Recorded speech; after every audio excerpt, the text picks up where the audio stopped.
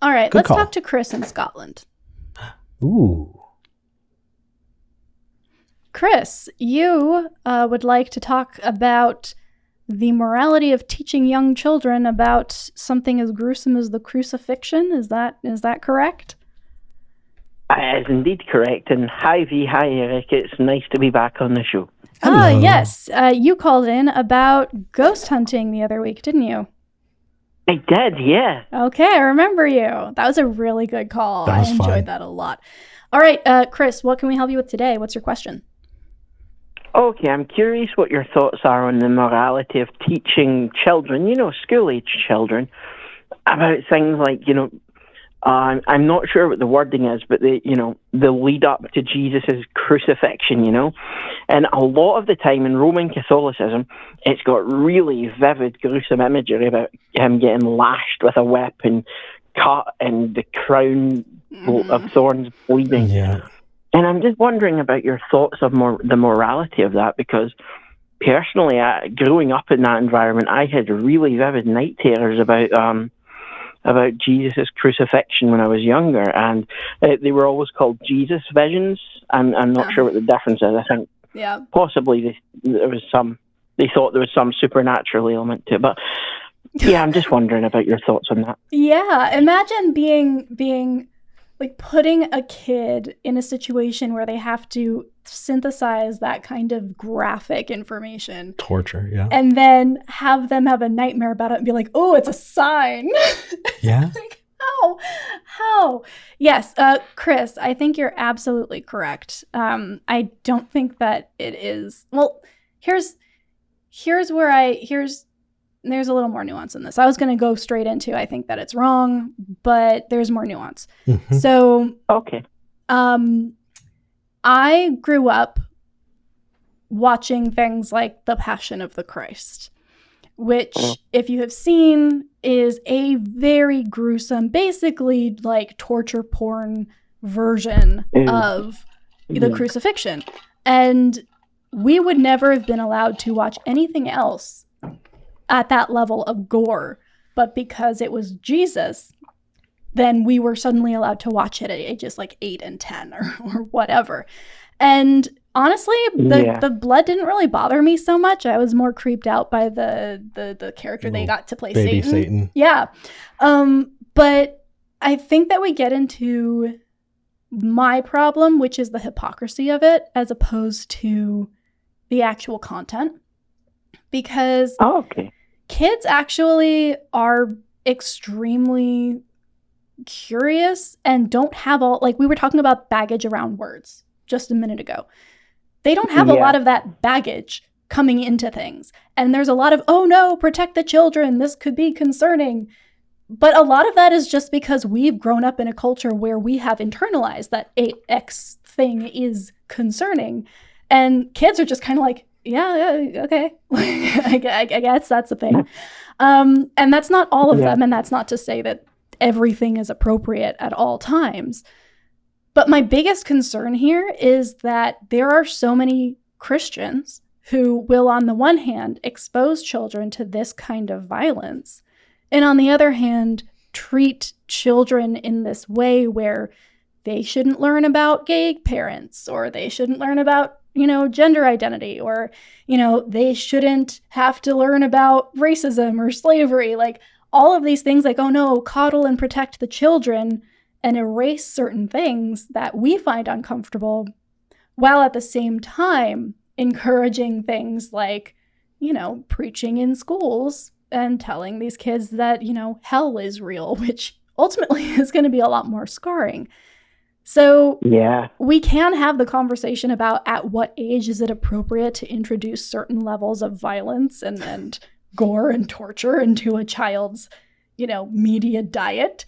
But I'm not a parent, so I wouldn't really feel comfortable going down that route, because I think each child is different. I would have been fine with most of it, frankly. I'm not a parent either, but I'm totally comfortable diving into it. Yeah, if you would like to go into that element. I'm just mostly concerned about the hypocrisy, but for sure. Bring it. Well, I guess first the first response that I would give to the last piece that you gave is, if you've read young adult fiction, which I know you did growing up, Middle school is apparently the appropriate time to absolutely emotionally scar kids. Oh yes, yeah. But that said, I think that it is manipulation. I think it's child abuse.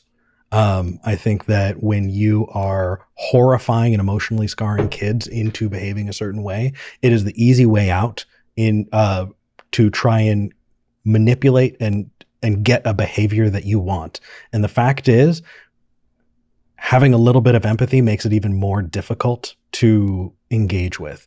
It reminds me of the conversation that I've often seen, even growing up, around spanking, right? A parent goes, I was spanked as a child. I turned out well. It must have been the child abuse that I suffered that helped me get there, especially if they still have a good relationship with their parents. They think, my parent loved me and they hit me. And obviously, that's okay. And so you have people who otherwise would look at child abuse and be mortified, justifying that child abuse because that's what they were taught and it was made normal. And I think that when you look at it in that context, the religious justification for that child abuse, you can empathetically look at the individuals who are doing that and go, their goal isn't to emotionally scar their kids. They have just been taught that this is appropriate and this is necessary. And it continues a cycle of abuse that we see generation after generation. And recognizing it as such and calling it out as such, I think is important. Mm-hmm. But also, look at the Twitter threads. How many stupid fucking people on the atheist side of things go, this is child abuse, and the Christians are looking there. I don't see that, right? No, it takes a little bit more time. It takes a little bit more nuance, and just that tiny little bit of saying, hey, I understand you don't think that, but take a step outside from where you are. Let's look at this from a secular perspective. It is child abuse. You're not trying to abuse your kids, but that is the impact, right? The intent does not always match the impact, and the intent of the parent is not matching the impact of the trauma that child is receiving. And I know I don't have kids, but I'm going to stand behind that. That's actually a really good distinction, which I think I was missing in my initial evaluation, because at this point it has been so kind of ingrained in me that it is a fictional story, that I was kind of equating it with other fictional stories that I engaged with at that age, But there is a big difference between showing a child a certain amount of violence based on, their tolerance of it, and saying, you did this, right? Pointing at a kid and saying, your sins made this happen. And so because of this thing, you must act a certain way. That emotional manipulation piece, that is most certainly abusive. So yeah, I think that is kind of the crux of this. And I love that you brought that up. But Chris, what are your thoughts? Well, I mean, personally, I think it's a bit much, especially with some of the really graphic imagery they show. I don't know if either of you have been in a Catholic church recently, but they have these giant plinths just showing these really gruesome scenes, and anybody can just walk in, and I think you're right about the hypocrisy aspect. Yeah, there is definitely a double standard. It is. I think there is definitely a double standard in what is acceptable. Generally, I just find the whole imagery of it really, really unpleasant. I kind of had a thing of avoiding, the TV and things at Easter. Yeah. Just because I cannot stand the imagery. Yeah. Yeah, but that doesn't mean that it is that doesn't mean that it is intentionally done by those people with the same understanding that you're bringing to the table, unfortunately. But it also doesn't mean that you're weird. Like it is. It is very normal of you to not want to associate like a holiday with, brutal torture.